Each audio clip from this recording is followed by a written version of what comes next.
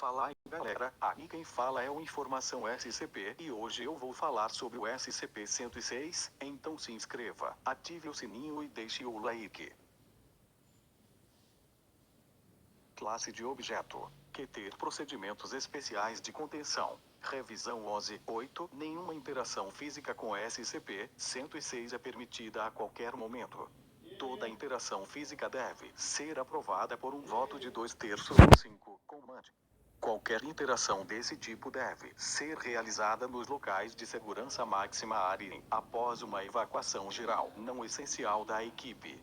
Todo o pessoal, pesquisa, segurança, classe D, etc., deve permanecer a pelo menos 60 metros de distância da célula de contenção o tempo todo, exceto no caso de eventos de violação. O SCP-106 deve estar contido em um container selado, composto de aço revestido de chumbo. O recipiente será selado dentro de 40 camadas de material idêntico, cada camada separada por não menos que 36 centímetros de espaço vazio. Os suportes de suporte entre as camadas devem ser espaçados aleatoriamente. O recipiente deve permanecer suspenso a pelo menos 60 centímetros de qualquer superfície pelos suportes eletromagnéticos LED. A área de contenção secundária deve ser composta por 16 células esféricas, cada uma preenchida com vários fluidos e uma montagem aleatória de superfícies e suportes. A contenção secundária deve ser equipada com sistemas de luz, capazes de inundar todo o conjunto com nada menos que 80.000 lumens de luz instantaneamente, sem envolvimento humano direto. Ambas as áreas de contenção devem permanecer sob vigilância 24 horas. Qualquer corrosão observada em qualquer superfície de célula de contenção, funcionários ou outros locais do local a 200 metros do SCP-106 deve ser relatada imediatamente à segurança do site. Qualquer objeto ou pessoal perdido no SCP-106 deve ser considerado ausente/QIA. Nenhuma tentativa de recuperação deve ser feita sob nenhuma circunstância. Nota: pesquisas e observações contínuas mostraram que, quando confrontado com conjuntos de estruturas altamente complexos/aleatórios, o SCP-106 pode ser confuso, mostrando um atraso acentuado na entrada e saída da referida estrutura. O SCP-106 também mostrou uma aversão à luz direta e repentina. Isso não se manifesta em nenhuma forma de dano físico, mas em uma saída rápida para a dimensão do bolso, gerada em superfícies sólidas. Essas observações, juntamente com as de aversão ao chumbo e confusão líquida, reduziram os incidentes gerais de fuga em 43%. As células primárias também foram eficazes em incidentes de recuperação que exigem o protocolo de recuperação. A observação está em andamento. Descrição: SCP-106 parece ser um humanoide idoso, com uma aparência geral de decomposição avançada. Essa aparência pode variar, mas a qualidade podre é observada em todas as formas. O SCP-106 não é excepcionalmente ágil e permanecerá imóvel por dias seguidos, aguardando presas. O SCP-106 também é capaz de escalar qualquer superfície vertical e pode permanecer suspenso de cabeça para baixo indefinidamente. Ao atacar, o SCP-106 tentará incapacitar a presa, danificando os principais órgãos, grupos musculares ou tendões e, em seguida, puxe a presa com deficiência para sua dimensão de bolso. SCP-106 parece preferir itens de presas humanas na faixa etária de 10 a 25 anos. O SCP-106 causa um efeito de corrosão em toda a matéria sólida em que toca, provocando uma quebra física nos materiais alguns segundos após o contato.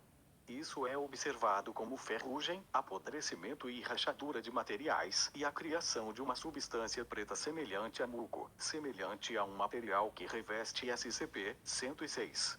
Esse efeito é particularmente prejudicial para os tecidos vivos e é considerado uma ação de predigestão. A corrosão continua por 6 horas após o contato, após o que o efeito parece queimar. O SCP-106 é capaz de passar pela matéria sólida, deixando para trás um grande pedaço de seu muco corrosivo. O SCP-106 é capaz de desaparecer dentro da matéria sólida, entrando no que é assumido como uma forma de dimensão de bolso. O SCP-106 pode sair dessa dimensão de qualquer ponto conectado ao ponto de entrada inicial. Exemplos: entrando na parede interna de uma sala e saindo da parede externa. Entrando em uma parede e saindo do teto. Não se sabe se esse é o ponto de origem do SCP-106 ou um simples covil criado pelo SCP-106. A observação limitada dessa dimensão do bolso mostrou que ela é composta principalmente de salas e quartos, com a entrada de dados expurgados. Essa atividade pode continuar por dias, com alguns indivíduos sujeitos sendo liberados com o objetivo expresso de caçar, recapturar dados expurgados.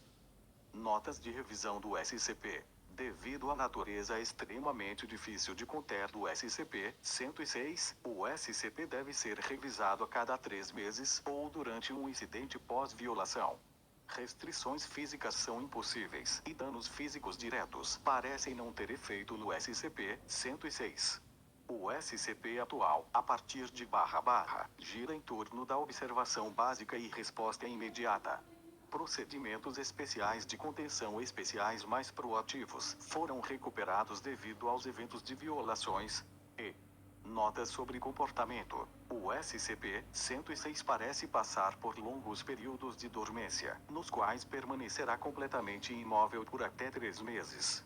A causa disso é desconhecida. No entanto, foi demonstrado que isso parece ser usado como uma tática de embalar. O SCP-106 emergirá desse estado em um estado muito agitado e atacará e sequestrará funcionários e causará danos graves à célula de contenção e ao local em geral. Protocolo de rechamada: dados expurgados. SCP-106 parece caçar e atacar com base no desejo, não na fome. O SCP-106 atacará e coletará vários itens de presas durante um evento de comportamento de caça, mantendo muitos vivos na dimensão do bolso por longos períodos de tempo. O SCP-106 não tem um limite determinável e parece coletar um número aleatório de itens de presa durante um evento. A dimensão interna acessada pelo SCP-106 parece ser acessível apenas pelo SCP-106. Foi demonstrado que os dispositivos de gravação e transmissão ainda operam dentro desta dimensão, embora as gravações e transmissões sejam muito degradadas.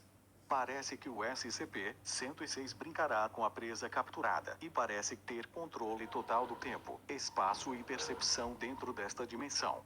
SCP-106 aparece dados expurgados. Protocolo de recuperação. No caso de um evento de violação do SCP-106, um humano entre 10 e 25 anos de idade será preparado para a recuperação, com a célula de contenção comprometida sendo substituída e restaurada para uso. Quando a célula estiver pronta, o sujeito da isca será ferido, de preferência através da ruptura de um osso longo, como o fêmur, ou a ruptura de um tendão maior, como o tendão de Aquiles. O sujeito da atração será então colocado na célula preparada e o som emitido pelo sujeito será transmitido pelo sistema de endereço público do site. Agente, após ser tocado por SCP-106. O sujeito estava desaparecido há 2 horas. O indivíduo permaneceu vivo por 1 hora após a liberação. SCP-106 normalmente começará a gravitar em direção ao sujeito da isca dentro de 10 a 15 minutos depois de ouvi-lo. Se o SCP-106 não responder à transmissão inicial, deve-se administrar trauma físico adicional ao sujeito da isca em intervalos de 20 minutos até que o SCP-106 responda. Vários objetos de atração podem ser usados no caso de grandes eventos de violação. O SCP-106 normalmente entra em um estado inativo depois de terminar com um objeto de atração. Além disso, os assuntos podem dados expurgados. E esse foi o vídeo. Falou, galera, e tchau!